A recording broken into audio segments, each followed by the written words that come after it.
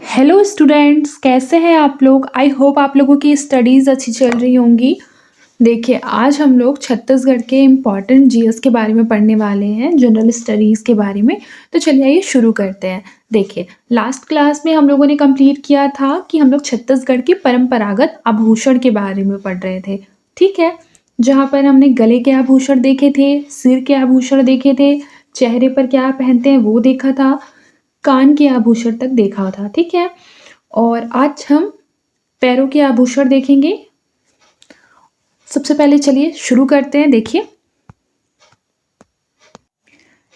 पैरों के आभूषण में सबसे पहला है पैरी, तोड़ा, सांटी, गठिया, कटहर, चूरवा, घुंघरू, काचुरा, झांझर, ठीक है। पैरों की उंगलियों में क्या पहनते हैं? चुटकी, बिछिया, जिसे कि कोतरी भी कहते हैं। बिछिया को क्या कहते हैं? छत्तीसगढ़ी में कोतरी कहते हैं। बाजू या कलाई में क्या पहनते हैं? चूड़ी, बहुंटा, कड़ा, हरया, बनुरिया, ककनी, नामोरी, पटा, पहुंची, एठी इत्यादि, ठीक है। फिर देखिए, फिर हमारा क्या है? हाथ की उंगलियों में, हाथ की उंगलियों में क्या पहनते हैं? मुंदरी, छपाही, देवराही, भंवराही इत्यादि पहनते हैं, ठीक है। इस चीज को याद रखिएगा। फिर देखिए पुरुषों और बच्चों के आभूषण में, देखिए बच्चों के आभूषण में क्या लिखा हुआ है? बघनखा, ठुमड़ा, मठूला, मंगुआ, ताबीज, ठीक है। पुरुषों के आभूषण में है चुरुआ, कान की बाली, गले में कंठी इत्यादि। छत्तीसगढ़ के प्रमुख मेले को देख लीजिए एक बार। सबसे पहले कर्णेश्वर मेला। कर्णेश्वर मेला कहाँ लगता है बताइए? सिहावा, रायपुर में, ठीक है। फिर देखिए गिरौदपुरी का मेला, ये भी देख लीजिएगा कि कब लगता है। जैसे कि कर्णेश्वर मेला जो है वो माघ पूर्णिमा में लगता है। इस तरह के क्वेश्चन जो सीजीपीसीएस है वो काफ़ी ज़्यादा पूछे जाते हैं, ठीक है। फिर देखिए गिरौदपुरी का जो मेला है वो फाल्गुन शुक्ल पश्चिमी से सप्तमी तक लगता है गिरौदपुर में। फिर है चंपारण्य मेला। चंपारण्य मेला जो है वो माघ पूर्णिमा से लेकर शिवरात्रि तक लगता है। कहाँ लगता है? तो चंपारण, रायपुर में लगता है, ठीक है। फिर देखिए सिरपुर का मेला। सिरपुर का मेला कहाँ लगता है बताइए? माघ पूर्णिमा से शिवरात्रि तक ये सिरपुर में लगता है। सिरपुर कौन से जिले में है? तो सिरपुर हमारा महासमुंद जिले में है। फिर हमारा है काम्पू का शिवरात्रि मेला। काम्पू का शिवरात्रि मेला काम्पू में लगता है, जो कि रायगढ़ में है। फिर बस्तर दशहरा। बस्तर दशहरा क्या है बताइए? तो याद रखिए, जो बस्तर दशहरा है वो हरियाली अमावस्या से अश्विन शुक्ल पक्ष तक लगता है, ठीक है। और ये बस्तर जिले में मनाया जाता है बस्तर दशहरा, जैसे कि नाम से ही स्पष्ट है। लेकिन कब मनाया जाता है ये देख लीजिएगा, ठीक है, कि बस्तर दशहरा कब मनाया जाता है। तो हरियाली अमावस्या से लेकर अश्विन शुक्ल पक्ष तक, ये लगभग 75 दिनों तक मनाया जाता है बस्तर दशहरा, ठीक है, याद रखिएगा। फिर देखिए घड़िया देव का मेला। घड़िया देव का मेला नारायणपुर में। फिर है भिंगराम डोकरा मेला, ये कोंडागांव में है। फिर लाखन घाट का मेला जो कि मकर संक्रांति को लगाया जाता है, ये जांजगीर चांपा जिले में, ठीक है। फिर है पीथमपुर का मेला। पीथमपुर का मेला कहाँ लगाया जाता है? पीथमपुर का मेला याद रखिएगा कि ये मेला जो है वो होली में लगाया जाता है, पीथमपुर जांजगीर चांपा में। फिर है अखरार का मेला, ये कोरबा में लगाया जाता है, ठीक है, ये याद रखिएगा। फिर यहाँ पे दो इम्पॉर्टेंट है, तुरतुरिया मेला और हरडुब मेला। तुरतुरिया मेला जो है वो बलौदा बाजार में लगाया जाता है, और तुरतुरिया मेला पौष पूर्णिमा को लगाया जाता है, जबकि हरडुब मेला जो है वो माघ पूर्णिमा को लगाया जाता है दुर्ग में, ठीक है, इस चीज को याद रखिएगा। फिर देखिए माघ पूर्णिमा से महाशिवरात्रि तक, यानी जनवरी से मार्च तक कौन कौन से मेले लगते हैं? देखिए राजिम का मेला, सिरपुर का मेला, दामाखेड़ा का मेला, और फिर रतनपुर का मेला, शिवरी नारायण का मेला, मल्हार का मेला, ठीक है। चैत्र नौवीं रामनवमी, ठीक है, जिसमें कि भोरम देव है, डोंगरगढ़ है, चंद्रपुर है, रतनपुर, खल्लारी, ठीक है। देखिए ये जो लिखा हुआ है ना कि कौन कौन सा मेला किस किस अवसर पर लगाए जाते हैं, तो ये बहुत ज़्यादा इम्पॉर्टेंट है। जैसे देखिए फर्स्ट क्या लिखा हुआ है? पौष पूर्णिमा। पौष पूर्णिमा जो है उसमें तुरतुरिया मेला लगता है। बसंत पंचमी में फाल्गुन पंचमी गिरौदपुरी, ठीक है। फिर उसके बाद देखिए कार्तिक पूर्णिमा में महादेव घाट में मेला लगता है, ठीक है। मकर संक्रांति में तो हमें पता है कि लखन घाट, हसदेव नदी। उसके बाद है जन्माष्टमी में भाद्र पक्ष आठे रायगढ़। मड़ई मेला नवंबर से अप्रैल तक लगता है, ठीक है। और याद रखिएगा भिंगराम डोंगरा मेला, ये बस्तर का है। फिर देखिए छत्तीसगढ़ व्यंजन या पकवान, ठीक है। ये भी काफ़ी ज़्यादा एग्जाम में पूछा जाता है, चाहे वो आपका सीजी व्यापम का एग्जाम हो या सीजी पीसीएस का एग्जाम। देखिए सबसे पहले हमारा लिखा हुआ है तस्मई। तस्मई याद रखिएगा, ये एक प्रकार की खीर होती है, दूध, चावल और शक्कर के मिश्रण से बनाई जाती है। समटाइम्स क्वेश्चन ये पूछ देता है, मान लीजिए तस्मई लिखा होगा, बताइए कि तस्मई जो है इनमें से किस प्रकार की व्यंजन है। तो इसमें ऑप्शन में लिखा रहेगा मीठा, खट्टा, तीखा, इस तरह का, ठीक है। तो आपको याद होना चाहिए कि जो तस्मई है वो मीठी खीर होती है, ठीक है। ये एक प्रकार का मीठा व्यंजन है। फिर ठेठरी। ठेठरी क्या होता है? चना बेसन से बना छत्तीसगढ़ी पकवान होता है। ठेठरी क्या होता है? चना बेसन से बना छत्तीसगढ़ी पकवान होता है। यह पोला त्योहार के समय विशेष रूप से बनाया जाता है, एक तरह का नमकीन व्यंजन होता है। खुरमी। खुरमी गेहूं के आटे या कभी कभी चावल आटे से बना एक प्रकार का मीठा व्यंजन होता है। फिर देखिए भजिया, चना बेसन से बना एक पकवान होता है। बड़ा, उड़द एवं मूंग की दाल से बनाया गया पकवान। आप लोग जानते होंगे बड़ा क्या होता है, दही बड़ा को बोलते हैं बड़ा। फिर है अंग। अंग आग के अंगार से पकाई गई जो मोटी रोटी होती है उसे अंग कहते हैं छत्तीसगढ़ी में। फिर है गुलगुला। गेहूं आटा गुड़ से निर्मित एक मीठा भजिया होता है जिसे कि गुलगुला कहते हैं। फिर पेज। पेज क्या होता है? माड़ सहित चावल का हल्का भोजन जो पेय भी होता है उसे बोलते हैं पेज, ठीक है। मुठिया रोटी, चावल के आटे से बनी रोटी जिसे भाप में पकाया जाता है, इसे बोलते हैं मुठिया रोटी। फिर देखिए हमारा क्या है? सोहारी। सोहारी बड़े आकार की पूड़ी को सोहारी बोलते हैं, ठीक है। फिर देखिए लाटा। लाटा क्या होता है? इमली को कूटकर नमक, मिर्ची, धनिया, गुड़ आदि डालकर बनाया जाने वाला एक प्रकार का पदार्थ होता है, इसे छत्तीसगढ़ी लॉलीपॉप भी कहते हैं। फिर देखिए चीला। चीला जो होता है वो चावल के आटे से बनी एक पतली रोटी होती है जो कि यहाँ पर बहुत ज़्यादा फेमस है।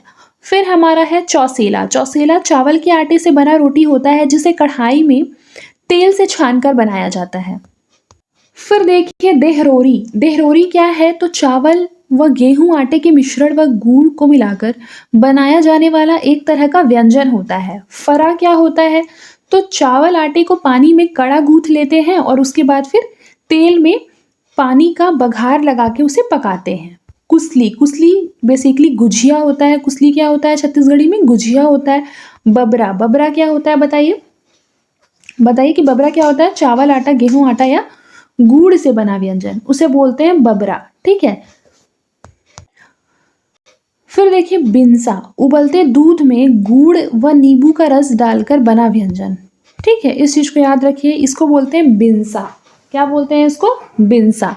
अब आइए हम लोगों ने जितना भी पढ़ा है, लास्ट जितना भी हम लोगों ने 3 क्लास लिया है, ठीक है, 3 क्लासेस के अंतर्गत मैंने जितना कुछ भी पढ़ाया है, अब हम उसका एमसीक्यू सॉल्व करके देखते हैं कि कितने हमारे क्वेश्चन क्या हो रहे हैं, सही हो रहे हैं, ठीक है। क्योंकि पढ़ना भी इम्पॉर्टेंट उतना नहीं है जितना कि हमारे क्वेश्चंस लगाना है, ठीक है। क्योंकि जब तक हम क्वेश्चन लगाएंगे नहीं तो एनालाइज कैसे कर पाएंगे कि हम लोगों से कितना बन रहा है और कितना नहीं बन रहा है, ठीक है। तो चलिए शुरू करते हैं।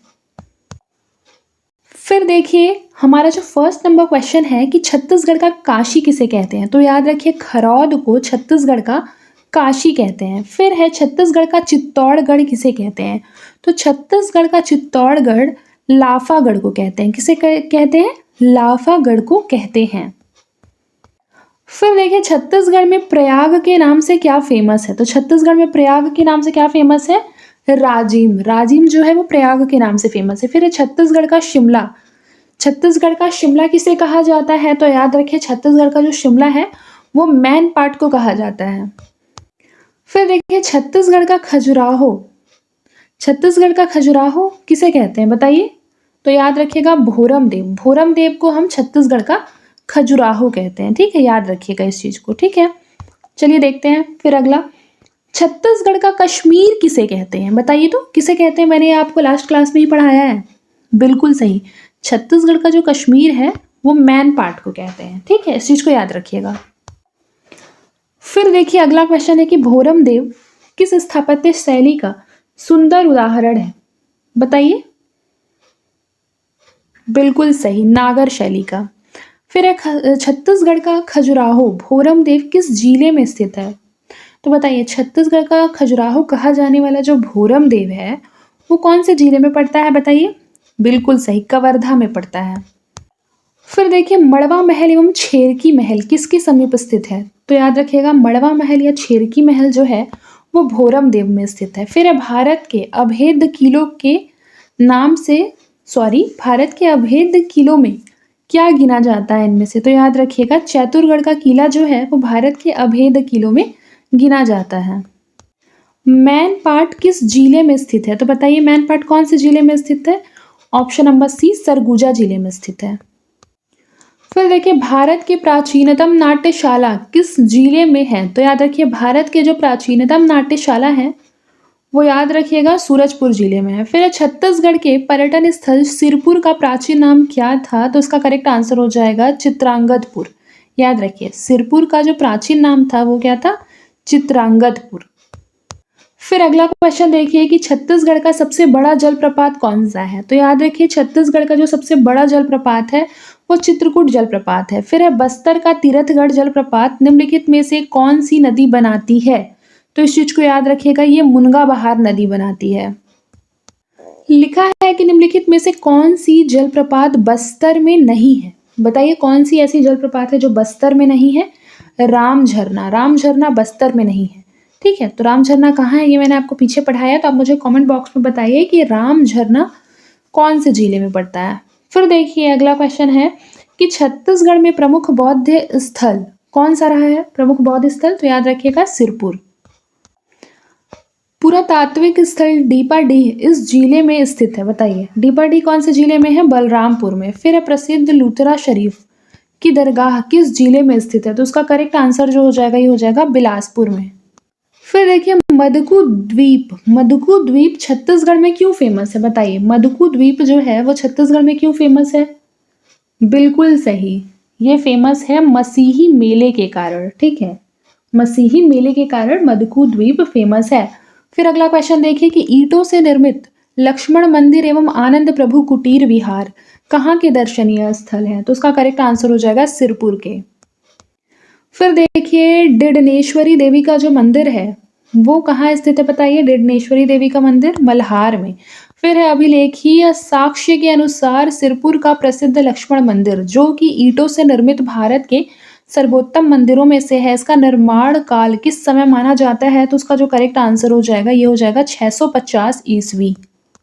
फिर देखिए छत्तीसगढ़ का प्रसिद्ध राजीव लोचन मंदिर का निर्माण किस स्थापत्य शैली में हुआ है? तो उसका जो करेक्ट आंसर हो जाएगा ये हो जाएगा नागर शैली। फिर देखिए माँ बमलेश्वरी देवी मंदिर का जो निर्माण है वो डोंगरगढ़ के किस नरेश ने करवाया था? तो उसका जो करेक्ट आंसर हो जाएगा ये हो जाएगा राजा वीर सेन। फिर देखिए ददरिया का क्या अर्थ होता है? तो याद रखिए, ददरिया का अर्थ होता है दर्द का गीत। क्या होता है? दर्द का गीत। ठीक है, इस चीज को याद रखिएगा। फिर देखिए अगला क्वेश्चन है कि बारसूर में स्थित किस प्राचीन मंदिर में गणेश की विख्यात विशाल प्रतिमा है? तो उसका करेक्ट आंसर हो जाएगा मामा भांजा मंदिर। फिर महामाया मंदिर के किस जिले में स्थित है? बताइए, महामाया मंदिर किस जिले में स्थित है? तो याद रखिएगा बिलासपुर में। बिलासपुर के रतनपुर में महामाया मंदिर बहुत फेमस है। फिर देखिए खरौद किस दर्शनीय स्थल के समीप है? तो याद रखिए, जो खरौद है वो शिवरी नारायण के समीप है। फिर देखिए पौराणिक स्थल तुरतुरिया कहाँ स्थित है? तो पौराणिक स्थल तुरतुरिया जो है वो बलौदा बाजार में स्थित है। फिर देखिए 12वीं शताब्दी का प्रसिद्ध जैन मंदिर भांडल देवल कहाँ स्थित है? तो इस चीज को याद रखिएगा, यह आरंग में स्थित है। ऑप्शन नंबर ए, आरंग में। याद रखिएगा, आरंग जो है वो जैन मंदिर के लिए बहुत ज्यादा फेमस है। ठीक है, फिर देखिए देवी चंद्र हासिनी का प्रसिद्ध मंदिर किस जिले में है? तो याद रखिएगा, जो ये पहले था ये जांजगीर चांपा में था, अभी यह शक्ति जिले में है। कौन से जिले में है? शक्ति जिले में। एक बार आप इसको खुद से भी चेक कर लेंगे। फिर देखिए छत्तीसगढ़ की सर्वाधिक प्राचीन मूर्ति कहाँ से प्राप्त हुई है? तो इस चीज को याद रखिएगा, ये कहाँ से प्राप्त हुई है? मल्हार बिलासपुर से प्राप्त हुई है। फिर छत्तीसगढ़ का सर्वाधिक प्राचीन मंदिर कौन सा है? तो इस चीज़ को याद रखिएगा। देवरानी जेठानी का जो मंदिर है वो छत्तीसगढ़ का प्राचीन मंदिर है। फिर देखिए छत्तीसगढ़ का सर्वाधिक प्राचीन मंदिर कौन सा है, तो याद रखिए छत्तीसगढ़ का सबसे प्राचीन मंदिर ताला गांव में है। श्री दूधाधारी मठ कहाँ स्थित है, तो इस चीज को याद रखिएगा, रायपुर में। छत्तीसगढ़ के किस स्थान से प्रथम तीर्थंकर की प्रतिमा मिली है, तो इस चीज को याद रखिए, ऑप्शन नंबर सी, मल्हार का परगनिहा मंदिर। ठीक है, यहाँ से छत्तीसगढ़ के प्रथम तीर्थंकर की प्रतिमा मिली है। कहाँ से? मल्हार का परगनिहा मंदिर से। फिर अगला क्वेश्चन देखिए 39 की 10वीं से 11वीं शताब्दी का कौन सा मंदिर बिलासपुर से 34 किलोमीटर दूर स्थित मल्हार ग्राम में स्थित है, तो उसका करेक्ट आंसर हमारा हो जाएगा ऑप्शन नंबर बी, डिडनदाई मंदिर। ठीक है, फिर डोंगरगढ़ की बमलेश्वरी मंदिर मूलतः किस देवी का मंदिर है, तो उसका करेक्ट आंसर हमारा होगा दुर्गा का मंदिर है।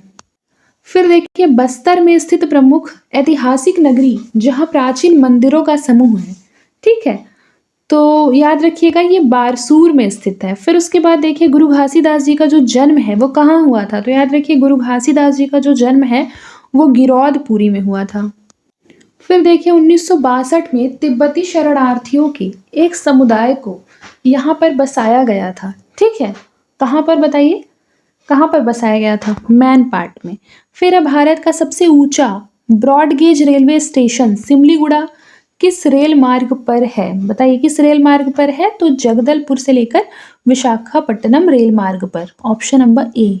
फिर देखिए देश की सबसे विशाल गणेश प्रतिमा कहाँ पर स्थित है, तो इस चीज को याद रखिए, ये बारसूर में स्थित है। अंधी मछलियों के लिए प्रसिद्ध चूने के अवक्षेपों वाली गुफा कौन सी है, तो याद रखिएगा कुटुमसर की गुफा। फिर देखिए अमेरिका स्थित विश्व की सर्वाधिक लंबी गुफा कार्ल्स वॉर ऑफ केव से तुलनीय भारत की सबसे गहरी गुफा कौन सी है, तो उसका करेक्ट आंसर होगा कुटुमसर की गुफा। फिर किस जलप्रपात से जल जो है वो 7 खंडों में होकर बहता है, तो उसका जो करेक्ट आंसर हो जाएगा ये हो जाएगा सतधारा जलप्रपात। फिर देखिए इंद्रावती नदी का यह जलप्रपात भेड़ा घाट से भी ज्यादा सुंदर कहा जाता है, तो इसका जो करेक्ट आंसर हो जाएगा ये हो जाएगा सतधारा जलप्रपात। देवदासी सुतनुका एवं देवदत्त मूर्तिकार की प्रणय गाथा पाली भाषा में कहाँ पर उत्कीर्ण की गई है, तो याद रखिएगा कहाँ पर की गई है, ऑप्शन नंबर ए, रामगढ़ पहाड़ी की गुफा में। फिर है पृथक छत्तीसगढ़ राज्य निर्माण के लिए डॉक्टर खूबचंद बघेल ने इस संस्था की नींव रखी, बताइए कौन सी संस्था थी, तो याद रखिए वह कौन सी संस्था थी, बिल्कुल सही, छत्तीसगढ़ भातृ संघ। ठीक है, फिर देखिए वल्लभाचार्य का जन्म जो है स्थान वह कौन सा है, तो याद रखिए चंपारण्य में वल्लभाचार्य का जन्म हुआ था जो कि रायपुर में स्थित है। फिर देखिए कबीर पंथियों का धर्मनगर कौन सा है, तो कबीर पंथियों का धर्मनगर दामाखेड़ा है, ऑप्शन नंबर बी, दामाखेड़ा। फिर देखिए छत्तीसगढ़ में प्राचीनतम नाट्यशाला के अवशेष मिले हैं, इस चीज को याद रखिएगा, ऑप्शन नंबर सी, रामगढ़ में। फिर रायपुर नगर की स्थापना किसने की, तो याद रखिए रायपुर नगर की स्थापना रामचंद्र ने की, ऑप्शन नंबर बी। फिर देखिए बिलासपुर नगर का नामकरण किसके नाम पर सामान्यतः माना जाता है, तो उसका जो करेक्ट आंसर होगा वो होगा option number A, Bilasa Kevtin. ठीक है, फिर देखिए महानदी शिवनाथ जोंक नदी के त्रिवेणी संगम पर छत्तीसगढ़ का कौन सा प्राचीन स्थल, मतलब प्राचीन जो तीर्थ स्थल है वो बसा है, तो इस चीज को याद रखिए, वह स्थल कौन सा है बताइए, जो महानदी शिवनाथ और जोंक नदी के त्रिवेणी पर बसा है, जैसे कि गंगा यमुना सरस्वती जो है वो प्रयागराज में। ठीक है, उसका संगम, उसी तरीके से शिवरी नारायण में महानदी शिवनाथ एवं जोंक नदी का संगम। देखिए आगे देखिए महानदी के किनारे निम्नलिखित में से कौन सा नगर बसा हुआ है, तो याद रखिए महानदी के किनारे शिवरी नारायण बसा हुआ है, ऑप्शन नंबर सी। फिर देखिए महानदी पैरी सोंढूर नदियों के संगम पर कौन सा बसा हुआ है बताइए, महानदी पैरी सोंढूर, बताइए, ऑप्शन नंबर डी, राजिम। ठीक है, याद रखिए यहाँ महानदी पैरी सोंढूर है, और जब मैंने आपको ऊपर पढ़ाया था वो महानदी शिवनाथ एवं जोंक था। महानदी शिवनाथ जोंक रहेगा तो शिवरी नारायण, महानदी पैरी सोंढूर रहेगा तो राजिम, इस चीज को नोट कर लीजिएगा। ठीक है, फिर देखिए महानदी के किनारे बसा शहर जहाँ प्राचीन जैन मंदिर है, मैंने आपको पहले भी बताया आरंग। ठीक है, ये आपको एकदम रटा होना चाहिए। प्रागैतिहासिक से लेकर ऐतिहासिक काल तक की चित्रित शैलाश्रय कहाँ स्थित है? बताइए तो कहाँ स्थित है? तो option number A Singhanpur, Raigarh. उसके पश्चात अगला क्वेश्चन देखते हैं। देखिए, रायगढ़ के कबरा पहाड़ से किस युग के औजार प्राप्त हुए हैं? तो उसका करेक्ट आंसर होगा पाषाण युग। बिलासपुर के ताला गांव की काल पुरुष प्रतिमा का निर्माण किस वंश के द्वारा किया गया? तो जो उसका करेक्ट आंसर हो जाएगा ये हमारा होगा कलचुरी वंश।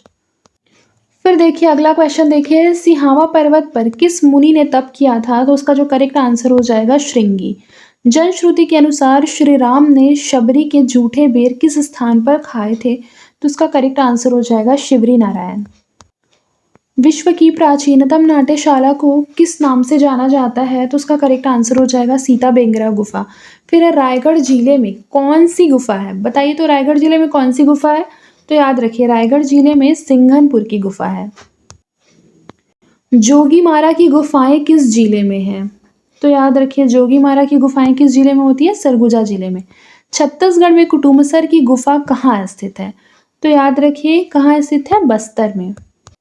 फिर देखिए कबरा गुफा कहाँ पर स्थित है? तो याद रखिए जो कबरा गुफा होता है वो रायगढ़ में स्थित है। फिर मामा भांजा का जो मंदिर है वो निम्नलिखित में से कहाँ स्थित है? तो इस चीज को याद रखिएगा बारसूर में।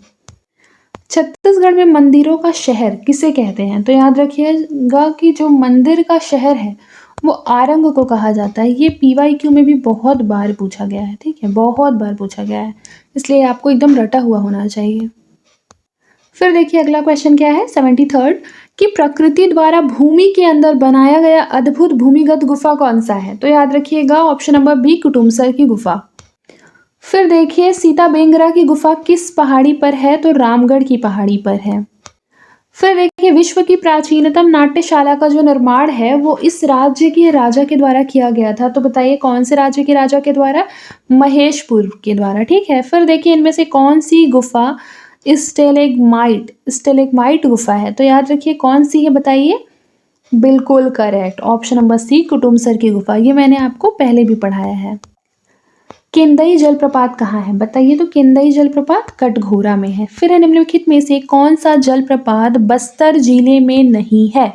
तो याद रखिएगा बस्तर जिले में कौन सा नहीं है? रक्सगंडा जलप्रपात, यह बस्तर जिले में नहीं है। इसके अतिरिक्त चित्रकूट जलप्रपात बस्तर में है, सात धारा जलप्रपात भी बस्तर में है, तीरथगढ़ जलप्रपात भी बस्तर में है। फिर देखिए रक्सगंडा जलप्रपात जो है वो कौन सी नदी पर है? तो याद रखिएगा रेंड नदी पर।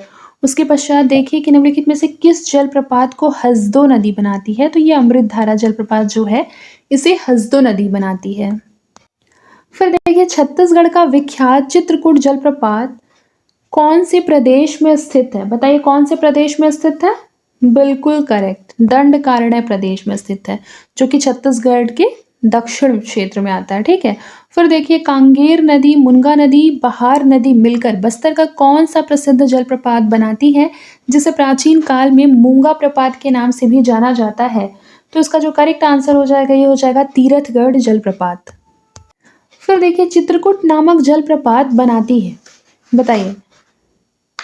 याद रखिएगा इंद्रावती नदी। फिर है अमृतधारा जलप्रपात किस नदी पर है? मैंने आपको पहले ही पढ़ाया है, हसदो नदी पर है। चित्रित शैलाश्रय किस जिले में मिले हैं? तो याद रखिएगा रायगढ़ जिले में चित्रित शैलाश्रय मिले हैं, कबरा पहाड़ी में। फिर देखिए कि ताला गांव से प्राप्त काल पुरुष की रहस्यमयी प्रतिमा वास्तव में क्या है? तो याद रखिएगा रुद्र शिव की प्रतिमा है। फिर छत्तीसगढ़ की ऐतिहासिक महत्व का स्थल ताला गांव किस नदी के किनारे है? बताइए तो उसका करेक्ट आंसर हो जाएगा मनियारी नदी के किनारे। फिर अगला देखिए कि सोहर गीत इस अवसर पर गाया जाता है, बताइए सोहर गीत कौन से अवसर पर गाया जाता है? तो याद रखिएगा बच्चे के जन्म पर गाया जाता है। सोहर गीत कब गाया जाता है? बच्चे के जन्म पर गाया जाता है। भोरम देव मंदिर का निर्माण कब हुआ था बताइए? तो याद रखिएगा कि जो भोरम देव मंदिर है उसका निर्माण फणिनाग वंश काल में हुआ था। बमलेश्वरी मंदिर कहाँ स्थित है? तो याद रखिए बमलेश्वरी मंदिर जो है वो डोंगरगढ़ में स्थित है। फिर एक खुदाई में बौद्ध धर्म का विहार स्वास्तिक विहार कहाँ पर मिला है? तो याद रखिएगा सिरपुर में मिला है। फिर देखिए एशिया का दूसरा सबसे बड़ा चर्च कहाँ पर है, तो याद रखिए कुनकुरी में। फिर है बादल महल किस जिले में स्थित है, तो इसका करेक्ट आंसर होगा ऑप्शन नंबर सी, कवर्धा जिले में स्थित है। रामगढ़ पहाड़ी पर बनी नाट्यशाला लगभग कितने वर्ष पुरानी है, तो याद रखिएगा 2000 वर्ष पुरानी है। रामगढ़ पहाड़ी में स्थित नाट्यशाला का निर्माण किस कलाकार ने किया है, तो याद रखिएगा किस कलाकार ने किया है, देवदत्त ने किया है। किसने किया है, देवदत्त ने किया है। महिषासुर मर्दिनी की विशिष्ट मूर्ति कहाँ से मिली है, तो याद रखिएगा कि महिषासुर मर्दिनी की जो विशिष्ट मूर्ति है वो डीपाडीह से मिली है। माँ दंतेश्वरी का विशाल मंदिर किस जिले में है, तो उसका करेक्ट आंसर हो जाएगा ऑप्शन नंबर बी, दंतेवाड़ा। फिर देखिए निम्नलिखित में से किस स्थान पर शिव का ऐतिहासिक प्राचीन मंदिर है, तो इस चीज को याद रखिएगा डीपाडीह सरगुजा में शिव का ऐतिहासिक मंदिर है। छत्तीसगढ़ में प्राप्त किस प्राचीन अद्भुत प्रतिमा को विभिन्न पशु पक्षियों जीव जंतुओं का प्रतिरूप देकर आकार दिया गया है, इसका जो करेक्ट आंसर होगा ये होगा काल पुरुष ताला गांव। ठीक है, इस चीज को याद रखिए। फिर देखिए 14वीं सदी में निर्मित महामाया मंदिर कहाँ स्थित है, तो उसका करेक्ट आंसर हो जाएगा रतनपुर। प्रसिद्ध लक्ष्मण मंदिर स्थित है, कहाँ पर स्थित है बताइए, लक्ष्मण मंदिर सिरपुर में स्थित है। कहाँ स्थित है, सिरपुर में स्थित है। फिर देखिए राजीव लोचन मंदिर का जीर्णोद्धार किसने कराया था, जीर्णोद्धार, तो याद रखिए कि जो राजीव लोचन मंदिर है उसका जीर्णोद्धार जगतपाल ने करवाया था। फिर अगला देखिए प्राचीन काल में डोंगरगढ़ की बमलेश्वरी देवी को किस नाम से पुकारा जाता है, इसका करेक्ट आंसर होगा माँ दंतेश्वरी। दंतेश्वरी मंदिर किन नदियों के संगम पर स्थित है, तो इस चीज को याद रखिएगा शंखिनी डंकिनी नदी के संगम पर दंतेश्वरी मंदिर बना है। बूढ़ी खार मल्हार से प्राप्त छत्तीसगढ़ की प्राचीनतम मूर्ति कौन सी है, तो उसका करेक्ट आंसर हो जाएगा चतुर्भुजी विष्णु की प्रतिमा। प्रसिद्ध देवरानी जेठानी मंदिर कहाँ स्थित है, तो उसका जो करेक्ट आंसर होगा ये हो जाएगा तालागांव। तालाबों का शहर के नाम से कौन सा इनमें से फेमस है, तो याद रखिए रतनपुर। रतनपुर जो है वह तालाबों के शहर के नाम से फेमस है। फिर है छत्तीसगढ़ में तीर किस जनजाति का प्रतीक है, तो इस चीज को याद रखिए बिंजवार जनजाति का प्रतीक है। तीर जो है वो बिंजवार जनजाति का प्रतीक है। बस्तर की माड़िया जनजाति the Madia God's of Bastar किसकी कृति है, तो इस चीज को याद रखिएगा किसकी कृति है बताइए, ऑप्शन नंबर डी, ग्रियर्सन की कृति है। फिर अगला क्वेश्चन देखिए क्या है। अगला क्वेश्चन है कमार जनजातियों पर शोध करके द कमार किसने लिखा, तो इस चीज को याद रखिएगा द कमार लिखा है जीएस धुरिये। फिर देखिए छत्तीसगढ़ में घोषित अनुसूचित जनजाति समूह की संख्या कितनी है बताइए। छत्तीसगढ़ में घोषित जो अनुसूचित जनजाति है उनके समूह की संख्या कितनी है, तो जो इसका करेक्ट आंसर होगा ये हो जाएगा ऑप्शन नंबर डी, 42। फिर है छत्तीसगढ़ की सबसे बड़ी जनजाति कौन सी है, तो याद रखिएगा कि छत्तीसगढ़ की जो सबसे बड़ी जनजाति है वो गोंड है। छत्तीसगढ़ में किस जनजाति की संख्या सबसे कम है, तो याद रखिएगा सबसे कम किसकी है, बैगा की। फिर छत्तीसगढ़ में विशेष पिछड़ी जनजाति की संख्या कितनी है, तो याद रखिएगा ऑप्शन नंबर सी, 5। फिर देखिए छत्तीसगढ़ में कितनी एकीकृत जनजाति विकास परियोजना है, तो उसका जो करेक्ट आंसर हो जाएगा वो हो जाएगा ऑप्शन नंबर बी। यह भी चेंज हो गया होगा, एक बार देख लीजिएगा। बस्तर राज्य की एक रियासत परलकोट के भूमिया राजा थे, बताइए कौन थे, तो इस चीज को याद रखिएगा गेंद सिंह थे। लिखा है परलकोट विद्रोह के नेता गेंद सिंह को उनके महल के सामने अंग्रेजों ने कब फांसी दे दिया था, तो याद रखिए उनको फांसी मिली थी जनवरी 1825 में।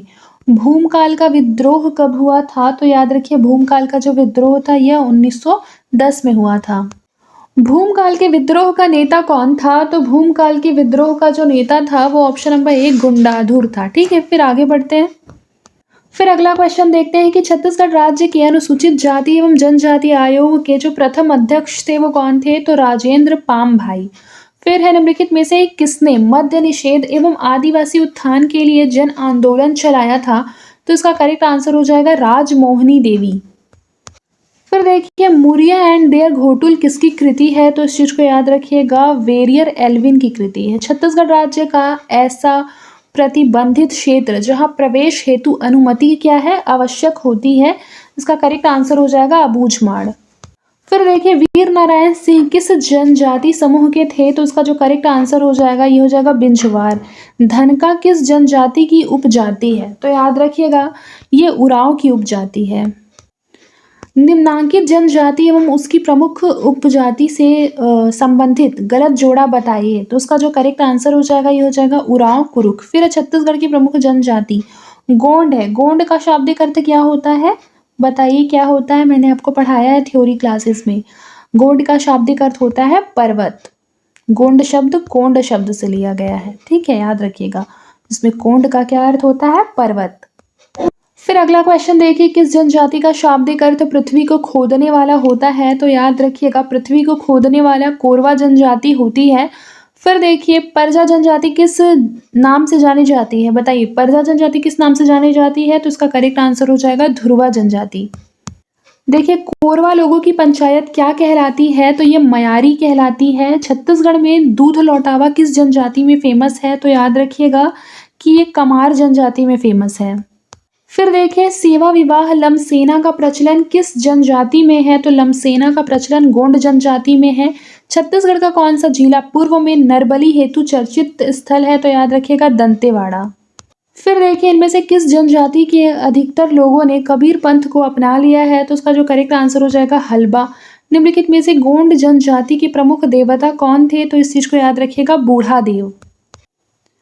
छत्तीसगढ़ की मुड़िया जनजाति के युवा गृह का नाम क्या है, तो याद रखिएगा छत्तीसगढ़ की मुड़िया जनजाति के युवा गृह का क्या नाम है, तो उसका जो करेक्ट आंसर हो जाएगा घोटुल। घोटुल क्या है बताइए, तो मैंने आपको पढ़ाया घोटुल जो है वो शिक्षा एवं परंपरा ज्ञान का स्थान है। क्या है, शिक्षा एवं परंपरा ज्ञान का स्थान।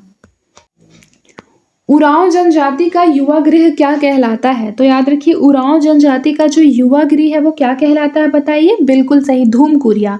किस जनजाति में मान्यता है कि हल जोतने से धरती माता की छाती फटती है, अतः हल का प्रयोग वर्जित है, बताइए option number A Baiga. Baiga जनजाति में प्रचलित स्थानांतरित कृषि को क्या कहा जाता है, तो याद रखिएगा कि बेवार कहा जाता है। क्या कहा जाता है, बेवार। फिर है कमार जनजाति के द्वारा किया गया स्थानांतरित कृषि को स्थानीय भाषा में क्या कहा जाता है। जो कमार जनजाति होती है उनके स्थानांतरित कृषि को क्या कहा जाता है, दाहिया दहिया। हिल माड़िया के द्वारा की जाने वाली स्थानांतरित कृषि को क्या कहा जाता है, तो उसका करेक्ट आंसर हो जाएगा पेद्दा। हिल माड़िया के द्वारा पेद्दा। फिर देखिए अगला क्वेश्चन क्या है कि पारधी जनजाति की आजीविका की परंपरागत स्रोत क्या है, आखेट। कौन सी जनजाति लकड़ी की खुदाई कार्य में प्रवीण होती है, तो याद रखिए मुड़िया माड़िया जनजाति जो होती है वो लकड़ी की खुदाई कार्य में बहुत ही प्रवीण एवं दक्ष होती है। फिर देखिए हलबा जनजाति का मुख्य जीविकोपार्जन क्या है, बताइए हलबा जनजाति का मुख्य जीविकोपार्जन क्या होता है, कृषि। लोहा गलाने का जो व्यवसाय करती है वह जनजाति कौन सी है, तो ये अगरिया है, ठीक है। फिर देखिए ककसार मुख्यतः किस जनजाति का नृत्य है, तो इस चीज को याद रखिएगा मुड़िया जनजाति का। बिलमा नृत्य किस जनजाति का प्रसिद्ध नृत्य है, तो याद रखिएगा बैगा जनजाति का नृत्य है बिलमा। छत्तीसगढ़ की अधिकांश जनजातियों में प्रचलित नृत्य कौन सा है, तो याद रखिएगा कर्मा। कर्मा नृत्य जो है वो छत्तीसगढ़ की जनजातियों में बहुत ही ज्यादा फेमस है, ठीक है, जो कि कर्मा नामक एक फेस्टिवल पे किया जाता है जनरली। देखिए छत्तीसगढ़ी लोक बैले कहा जाता है, बताइए बिल्कुल सही पंडवानी को। देखिए फसल काटने के बाद छत्तीसगढ़ की अधिकांश जनजातियों में कौन सा नृत्य किया जाता है, बताइए कौन सा नृत्य किया जाता है, बिल्कुल करेक्ट डंडा नृत्य किया जाता है। किस नृत्य में नर्तक मड़ई साथ लेकर चलते हैं, तो बताइए राउत नाचा। राउत नाचा एक ऐसा नृत्य है जिसमें नर्तक मड़ई साथ लेकर चलते हैं। गौर नृत्य के लिए क्या फेमस है, तो याद रखिएगा दंडामी माड़िया। दंडामी माड़िया जो है यह गौर नृत्य के लिए फेमस है। फिर है एबाल तोर किस क्षेत्र की जनजातियों का लोकप्रिय नृत्य है, तो याद रखिएगा बस्तर। बस्तर जो है उसमें एबाल तोर जो है बस्तर क्षेत्र की जनजातियों के लिए एक लोकप्रिय नृत्य है। कोल दहका नृत्य किस जनजाति में विशेष रूप से प्रचलित है, तो याद रखिए जो कोल दहका नृत्य होता है वो कोल जनजाति में होता है। सरहुल कौन सी जनजाति का प्रमुख नृत्य है? तो याद रखिएगा उरांव। उरांव जो है सरहुल उरांव जनजाति का एक प्रमुख फेस्टिवल है। देखिए कोरकू जनजाति किस नृत्य के लिए विशेष रूप से प्रसिद्ध है? तो इस चीज को याद रखिएगा, ऑप्शन नंबर डी ढांढल नृत्य के लिए। कल्याण दास महंत किस नृत्य से जुड़े कलाकार हैं? तो इस चीज को याद रखिएगा, पंथी नृत्य के लिए। फिर देखिए छत्तीसगढ़ की कौन सी जनजाति सिरों पर सिंग बांधकर गौर नृत्य करती है? तो इस चीज को याद रखिएगा, माड़िया जनजाति। छत्तीसगढ़ का संगीत शिखर पुरुष किसे माना जाता है? तो याद रखिएगा, विष्णुकृत जोशी को माना जाता है। हरेली फेस्टिवल कब मनाया जाता है? तो याद रखिएगा, सावन की अमावस्या को। इस त्योहार में बच्चे गेंडी पर चढ़ते हैं। बताइए कौन सा फेस्टिवल है कि गेंडी पर चढ़ते हैं? हरेली में। मिट्टी के बैल की पूजा कौन से फेस्टिवल में होती है? मैंने आपको पहले भी पढ़ाया है। कौन से फेस्टिवल में होती है बताइए? पोला फेस्टिवल में। राउत नाचा किस फेस्टिवल के आसपास मनाया जाता है? जो राउत नाचा फेस्टिवल है वो दीपावली के आसपास मनाया जाता है। दशहरा में बस्तर में निम्न की पूजा होती है। याद रखिएगा, दंतेश्वरी माँ की पूजा होती है। फिर देखिए बस्तर में दशहरा से संबंधित पर्व को क्या कहा जाता है? तो याद रखिएगा, गोंचा पर्व कहा जाता है। कहाँ का दशहरा बहुत ज़्यादा फेमस है? तो बताइए, बस्तर का दशहरा। देखिए छत्तीसगढ़ का पर्व नहीं है, बताइए इसमें से कौन सा छत्तीसगढ़ का पर्व नहीं है? Option number D Onam. Onam जो है वो छत्तीसगढ़ का फेस्टिवल नहीं है। फिर देखिए बस्तर के दशहरा उत्सव की समाप्ति कहाँ होती है? तो याद रखिएगा, ऑप्शन नंबर ए मुड़िया दरबार से। छेरछेरा पर्व कब मनाया जाता है? बताइए छेरछेरा पर्व जो है वो कब मनाया जाता है? पौष माह की पूर्णिमा को मनाया जाता है। पुत्र की लंबी आयु की कामना किस पर्व पर विशेष रूप से की जाती है? तो उसका जो करेक्ट आंसर हो जाएगा ये हो जाएगा हल षष्ठी। फिर मेघनाथ पर्व मुख्यतः किस जनजाति का पर्व है? तो इसका जो करेक्ट आंसर हो जाएगा ये हो जाएगा गोंड। देखिए प्रसिद्ध राजिम मेला कब लगता है? बताइए प्रसिद्ध जो राजिम मेला है याद रखिए माघ पूर्णिमा को लगता है। एकदम रट लीजिए, कब लगता है? माघ पूर्णिमा को लगता है। शिवरी नारायण मेला किस माह में आयोजित होता है? तो याद रखिए जो शिवरी नारायण का जो मेला है वह आयोजित होता है फरवरी में। फिर छत्तीसगढ़ में राउत नाचा महोत्सव के लिए प्रसिद्ध क्षेत्र कौन सा है? तो याद रखिए बिलासपुर। राजा चक्रधर किस नृत्य में विशेष रूप से दक्ष थे? बताइए। तो याद रखिए जो राजा चक्रधर थे वो कथक में बहुत ज्यादा दक्ष थे। फिर है प्रख्यात कथककार कार्तिक कल्याण किनके दरबार की शोभा थे? तो उसका जो करेक्ट आंसर होगा ये हो जाएगा रायगढ़ राजा। देखिए निम्नलिखित में से कौन सा एक लोक नृत्य छत्तीसगढ़ का लोक नृत्य है? तो उसका करेक्ट आंसर होगा ऑप्शन नंबर डी गेंडी। छेरछेरा किससे संबंधित है? बताइए जो छेरछेरा है वो किससे संबंधित है? तो उसका करेक्ट आंसर होगा ऑप्शन नंबर सी नई फसल काटने पर। देखिए बस्तर के दशहरा पर्व में रथ किनके द्वारा खींचा जाता है? तो याद रखिए रथ खींचा जाता है स्थानीय आदिवासी के द्वारा। फिर देखिए कि छत्तीसगढ़ में फाग गीत किस अवसर पर गाया जाता है? तो याद रखिए फाग गीत होली में गाया जाता है। ठीक है, इस चीज को याद रखिएगा। फिर देखिए लेंजा गीत छत्तीसगढ़ के इस जिले का प्रमुख लोक गीत है। बताइए। तो याद रखिएगा बस्तर का। फिर है छत्तीसगढ़ी लोक गीतों का राजा किसे कहा जाता है? करेक्ट आंसर हो जाएगा ददरिया को। छत्तीसगढ़ का नृत्य इनमें से कौन सा नहीं है? तो करेक्ट आंसर है छाऊ नृत्य। मूलतः छत्तीसगढ़ का नृत्य कौन सा है? तो उसका करेक्ट आंसर हो जाएगा गौर नृत्य। सुआ नृत्य कब होता है? तो याद रखिए सुआ नृत्य जो होता है दीपावली से होता है। फिर संस्कारों के हिसाब से प्रमुख छत्तीसगढ़ी लोकगीत कौन सा है? तो याद रखिएगा सोहर गीत है, बिहाव गीत है, पठौनी गीत है, यानी ऑप्शन नंबर डी जो होगा ये इसका करेक्ट आंसर होगा। फिर देखिए चूल माटी, तेल चाघी, माया मौरी, परघौनी, भड़ौनी व भावर, दहेज व विदा गीत किस गीत का प्रमुख भाग है? तो उसका जो करेक्ट आंसर हमारा होगा वो होगा ऑप्शन नंबर सी बिहाव गीत। छत्तीसगढ़ में बसंत ऋतु में गाए जाने वाला प्रमुख लोक गीत कौन सा है? तो उसका करेक्ट आंसर हमारा क्या होगा बताइए। इसका हमारा करेक्ट आंसर होगा फाग, ऑप्शन नंबर सी। फिर अगला क्वेश्चन देखिए वर्षा ऋतु में गाया जाने वाला एक छत्तीसगढ़ी गीत कौन सा है? तो उसका करेक्ट आंसर हो जाएगा ऑप्शन नंबर सी। ठीक है, क्या लिखा है ये? सवनाही। उसके पश्चात देखिए जवारा गीत में किस देवी की स्तुति की जाती है? तो इसका जो करेक्ट आंसर हमारा होगा वो होगा माता दुर्गा। बांस गीत जो होता है वो किस जाति का एक प्रमुख गीत है? तो इस चीज को याद रखिए, ऑप्शन नंबर सी राउत।